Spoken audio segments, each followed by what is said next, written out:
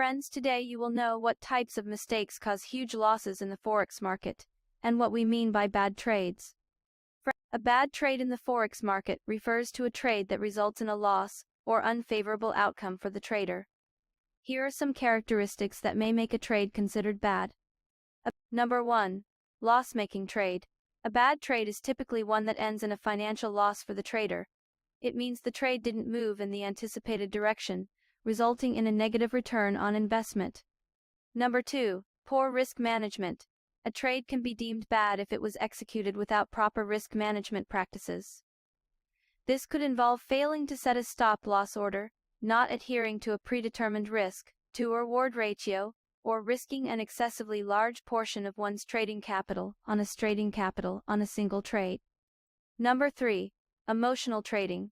Making impulsive decisions based on emotions, rather than sound analysis and strategy, can lead to bad trades. Emotional trading may involve chasing losses, entering trades without a clear plan, or deviating from a well-defined trading strategy. Number 4. Lack of research and analysis.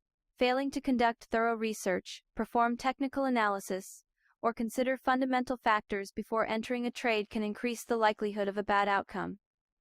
Insufficient knowledge or reliance on unreliable sources of information can lead to poor trade decisions.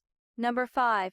Overtrading. Taking excessive trades without proper justification or trading beyond one's capacity can lead to bad trades. Overtrading may result in fatigue, lack of focus, and increased exposure to market volatility, which can negatively impact trade outcomes. Number 6. Ignoring risk warning signs.